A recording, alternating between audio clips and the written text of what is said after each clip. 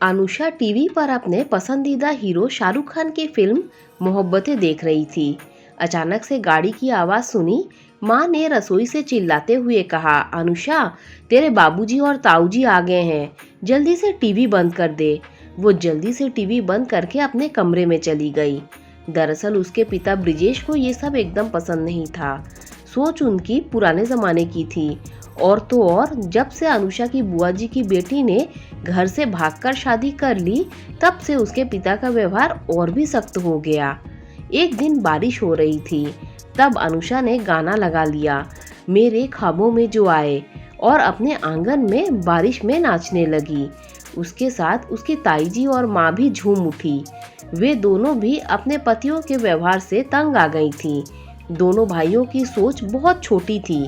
दरअसल अनुषा की दादी उसकी माँ और ताई जी को बताती थी कि उसके पति भी ऐसे ही थे। इस कारण दोनों बेटे भी उनके पिता पर ही गए हैं। एक अनुषा ही थी जो घर में बहुत चुलबुली सी थी, जिससे सारा घर का माहौल थोड़ा बदल सा जाता था। वो नाचने में मगन थी और उसकी ताई जी और माँ भी उसे देखकर बहुत खुश थी। फिर उसकी माँ ने कहा, जा कपड़े बदल ले, तेरे बाबूजी के आने का समय हो गया है। ओहो माँ, आज के ज़माने में ऐसा कौन होता है, इतना सख्त? बाबूजी ऐसा क्यों है माँ? ऐसा लगता है बाबूजी डीडीएलजे फिल्म के अमरीश पुरी हैं और मैं सिमरन। पता नहीं मेरा राज कब आएगा। तब माँ ने कहा, अनु, ये सपने देखने छोड़ दे, ये असल जिंदगी है, कोई फिल्म नहीं जो तुम्हें तुम्हारे सपनों का राजकुमार मिले। हम औरतों के जीवन में बस ये रसोई और चूल्हा चौका ही लिखा है। उसकी ताई जी ने भी कहा, अनु, देखा नहीं तानिया की शादी कैसे तेरे ताऊ जी ने उसके 12वीं पास होते ही करवा दी। उसका कितना पढ़ने का मन था, पर उन्होंने एक न सुनी। हमारे यहाँ ऐसा ही होता है, लड़की 16 साल की हुई नहीं कि उसकी शादी कर दी। बस देखना, तेरे बाबूजी अगले साल तेरे हाथ पीले कर देंगे। अनु कपड़े बदलने चली गई। अनुषा की माँ और ताई जी आपस में बात करने लगी, जो हमारे साथ हुआ वो हमारी बेटियों के साथ ना हो तो अच्छा है। छोटी छोटी बातों पर चिल्ला देते हैं। हमने तो जैसे तैसे अपनी जिंदगी गुजार ली, पर भगवान करे हमारी बेटियों को अच्छे पति मिले। कुछ दिन बीते ही थे कि ताऊ जी की बेटी तानिया मायके आ गई और अपने पिता से बोली, बाबूजी, मैं अब उस घर में नहीं जाऊंगी। मेरे पति ने मुझ पर हाथ उठाया और एक बार नहीं, कई बार ऐसा हो चुका है। छोटी छोटी बातों पर चिल्लाने लगते हैं। इस पर तानिया के पिता और अनु के पिता ने कहा, ये सब बातें सभी घरों में होती हैं, इतनी सी बात के लिए कोई घर नहीं छोड़ देता। और तानिया के पिता ने उसकी माँ से कहा, समझाओ अपनी बेटी को कि कल ही अपना सामान बांधे और ससुराल जाए।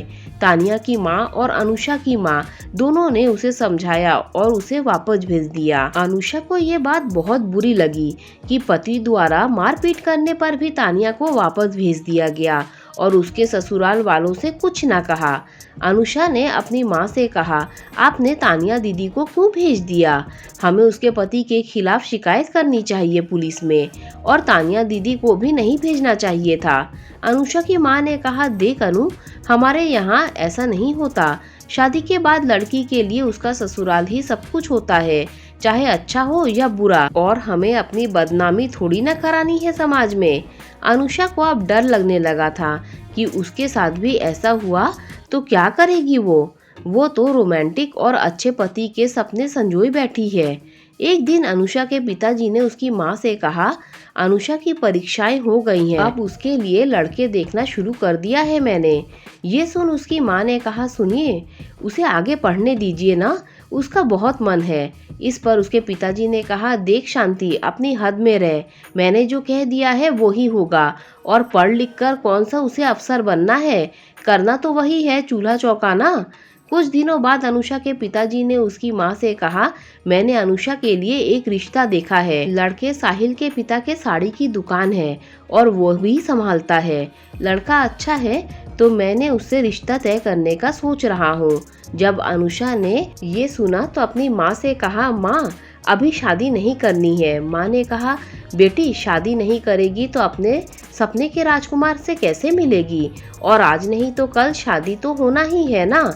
अनुषा ने कहा, माँ, प्यार करने वाले पति तो बस सपनों में और फिल्मों में होते हैं, असल जिंदगी में तो बाबूजी और ताऊजी जैसे होते हैं जो औरतों को अपनी इशारों पर नचाते हैं, जैसे कि कोई चाबी वाली गुड़िया हो।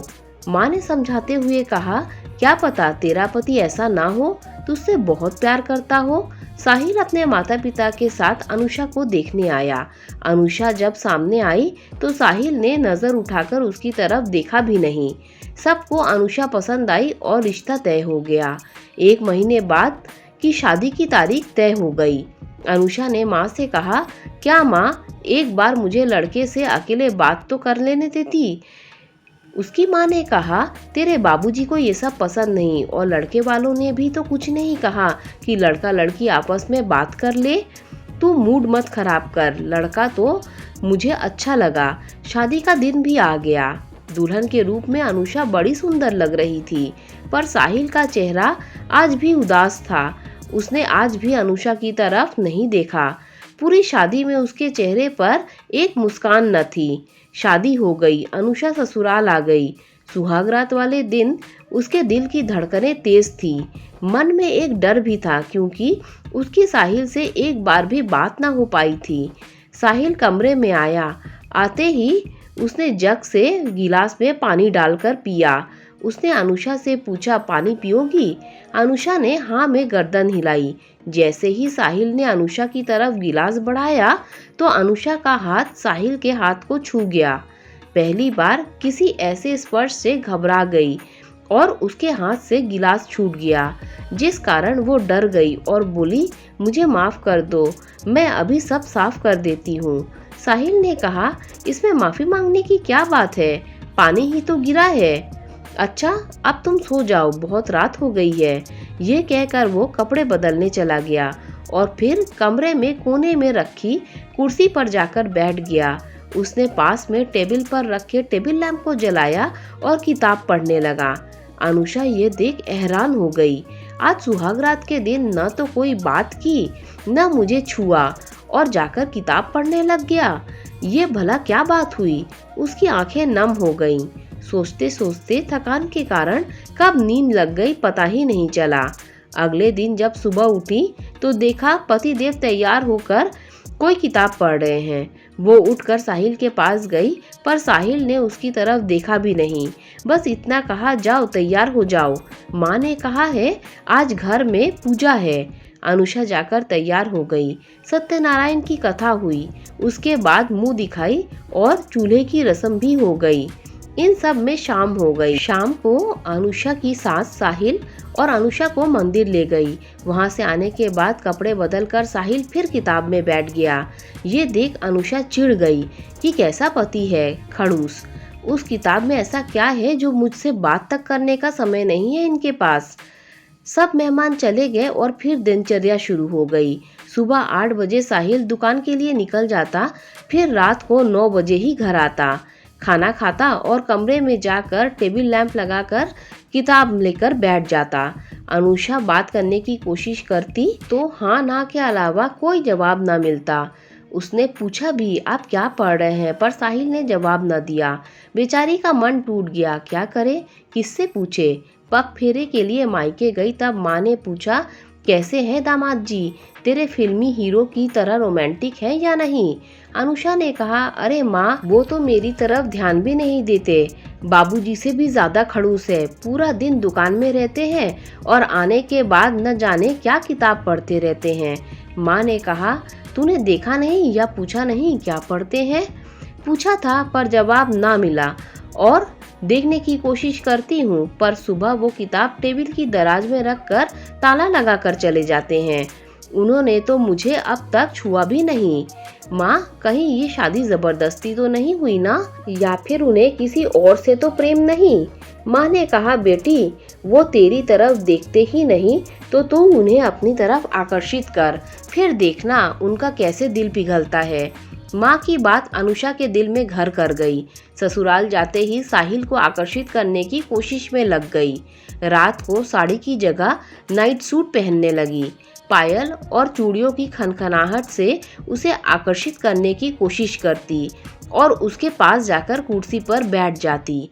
ये सब साहिल को अच्छा नहीं लग रहा था, उसका ध्यान भटक रहा था।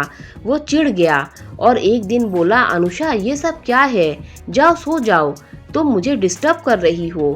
अनुषा ने किताब हाथ से छीनते हुए कहा, ऐसा किताब में क्या है जो तुम दुकान से आने के बाद मेरी तरफ देखते भी नहीं, किताब में लगे रहते हो। साहिल गुस्से से बोला, तुम नहीं समझोगी, मुझे कोई नहीं समझता, और गुस्से से उठकर किताब लेकर छत पर चला गया। अनुषा का दिल टूट गया।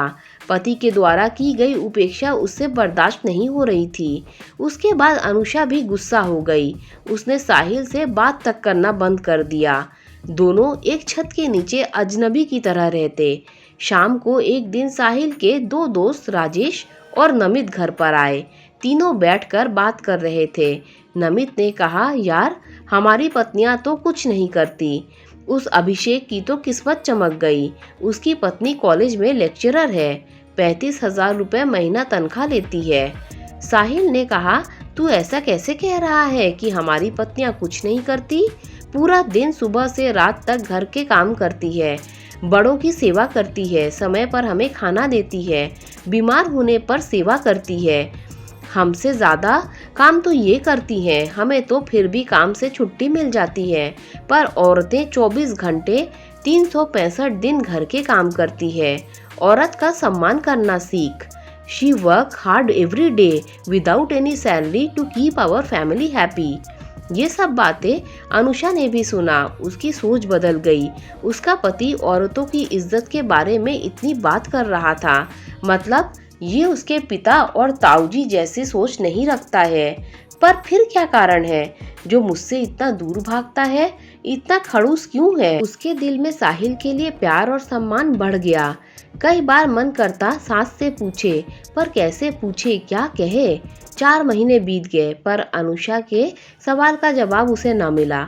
फिर एक दिन साहिल बहुत खुशी के साथ घर आया और माँ के गले लग गया और बोला, माँ एक खुशखबरी है, आपको और अनुषा को साथ में बताऊंगा।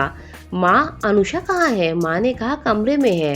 साहिल दौड़ता हुआ कमरे में गया और खुशी के मारे उसने अनुषा को गोद में उठा लिया और बोला, आज मैं बहुत खुश हूँ अनुषा, जो मैं चाहता था मुझे मिल गया। अनुषा हैरानी से साहिल की तरफ देखती रही कि ऐसा कौन सा जादू हो गया आज। साहिल ने माँ और अनुषा को बताया कि उसका बैंक में चयन हो गया, वो बैंक में अफसर बन गया। माँ ने कहा, बेटा तेरी मेहनत रंग लाई, आखिर तूने तेरे पिताजी को करके दिखा ही दिया। अनुषा को माँ बेटे दोनों की बातें समझ नहीं आ रही थी। साहिल ने अनुषा से कहा, चलो जल्दी से तैयार हो जाओ, आज हम बाहर चलेंगे।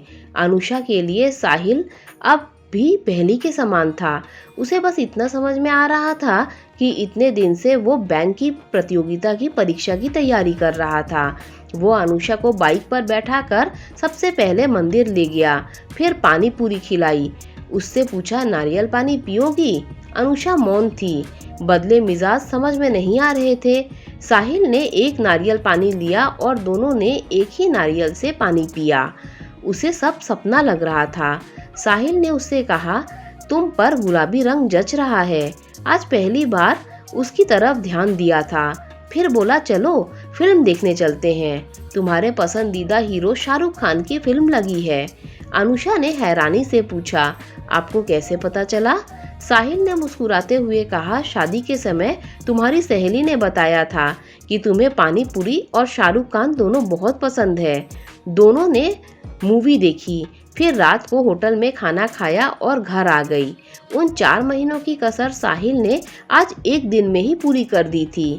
रात को साहिल कमरे में रखे टेबल कुर्सी पर नहीं, उसके पास पलंग पर बैठा और बोला, तुम सोच रही होगी ना आज इधर कैसे?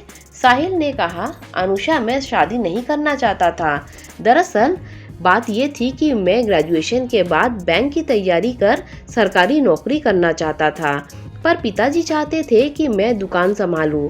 मैं साफ इनकार कर दिया उन्हें। उसके बाद 3 बार परीक्षा देने के बाद निराशा हाथ लगी। इस बार पिताजी ने कहा, तेरा कुछ नहीं होगा, चुपचाप दुकान संभाल।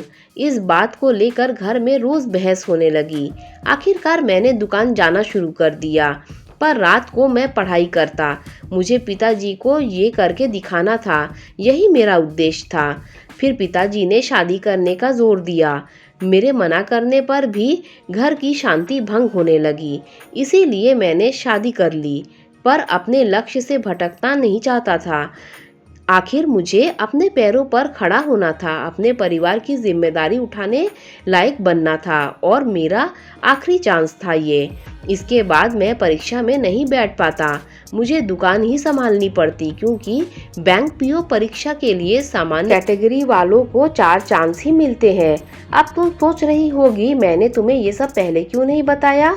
वो इसलिए, क्या पता तुम मुझे समझो या नहीं, और मेरे बताने पर तुम मेरे करीब आती और मेरा ध्यान पढ़ाई से हट जाता, इसीलिए मैंने कुछ नहीं कहा। मुझे माफ़ कर दो, मैंने तुम्हारा दिल बहुत दुखाया। और हाँ, एक बात से मैं तुम्हारी बहुत प्रभावित हुआ कि तुमने बहुत धैर्य रखा। मुझे लगा था तुम ये सब सबको बताकर हंगामा ना खड़ा कर दो। वैसे उस दिन तुम रेड नाइट सूट में बहुत सुंदर लग रही थी। अनुषा ये सुनकर हंस दी। फिर साहिल ने उसे बाहों में भर लिया। आज अनुषा को पति का प्यार मिल गया। अगले दिन बहुत बारिश हो रही थी। घर पर कोई नहीं था। साहिल ने कहा, चलो आंगन में बारिश में भीगते हैं। तो वो उसका हाथ पकड़कर बारिश में ले गया और दोनों भीगने लगे, बारिश में नाचने लगे। आज उसे महसूस हुआ उसका पति खड़ूस और सख्त नहीं, रोमांटिक और प्यार करने वाला है। उसे उसके सपनों का हीरो मिल गया था। इस बार जब मायके गई, उसके चेहरे पर अलग ही चमक थी। उसने माँ से कहा, माँ तुम सही कहती थी, मेरा पति सपनों के राजकुमार जैसा है। और तुमने ये भी सही कहा था कि ये पतझड़ है बेटी, देखना इसके बाद तेरे जीवन में बाहर ज़रूर आएगी। साहिल ने बैंक ज्वाइन कर ली, पर वो आगे की परीक्षाओं के लिए भी तैयारी करता रहता। साहिल को पढ़ते देख अनुषा ने कहा, साहिल मैं भी आगे पढ़ना चाहती हूँ, काश मैं भी पढ़ पाती, पर बाबूजी ने पढ़ने न दिया। साहिल बोला, तो अब अपनी पढ़ाई शुरू कर लो। अनुषा ने कहा, अब कौन पढ़ने देगा मुझे, क्या माँ बाबूजी मानेंगे। साहिल ने कहा, माँ तो मान जाएगी, पर बाबूजी को मनाना पड़ेगा। अच्छा मैं बात करता हूँ।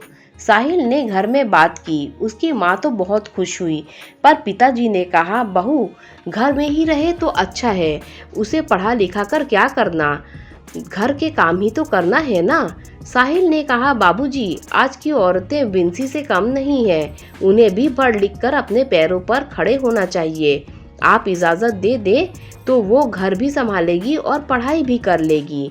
इस पर बाबूजी ने कहा, मेरी कौन सुनता है, करो अपने मन की, देखता हूँ पढ़ लिख कर कौन सा तीर मारती है।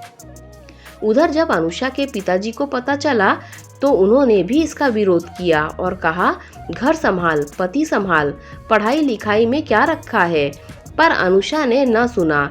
वो दिन में घर के काम करती, सास का हाथ बटाती और रात में साहिल के साथ बैठकर पढ़ाई करती। उसने 3 साल में ग्रेजुएशन फर्स्ट डिवीजन से पास कर लिया। अब प्रतियोगिता परीक्षा की तैयारी करती। एक बार उसने रेलवे में क्लर्क के लिए परीक्षा दी। साहिल परिणाम देखकर आया। अनुषा ने उदासी से कहा, इस बार भी फेल हो गई ना। साहिल ने हंसते हुए कहा, मैडम जी तुम्हारा चयन हो गया है।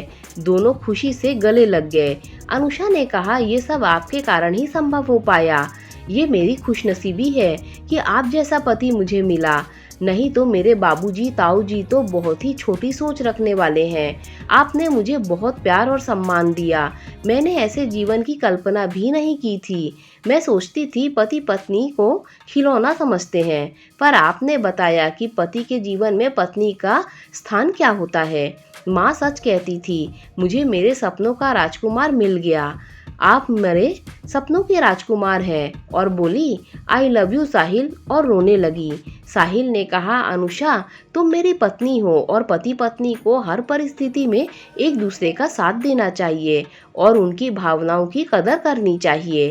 साहिल ने अनुषा को रोते देखा और कहा, ऐसे बड़े बड़े शहरों में ऐसी छोटी छोटी बातें होती रहती हैं senorita. I love you too Anu. दोनों एक दूसरे को पाकर बहुत खुश थे। दोस्तों अगर कहानी अच्छी लगी हो तो लाइक शेयर सब्सक्राइब कीजिए। Thanks for watching this video.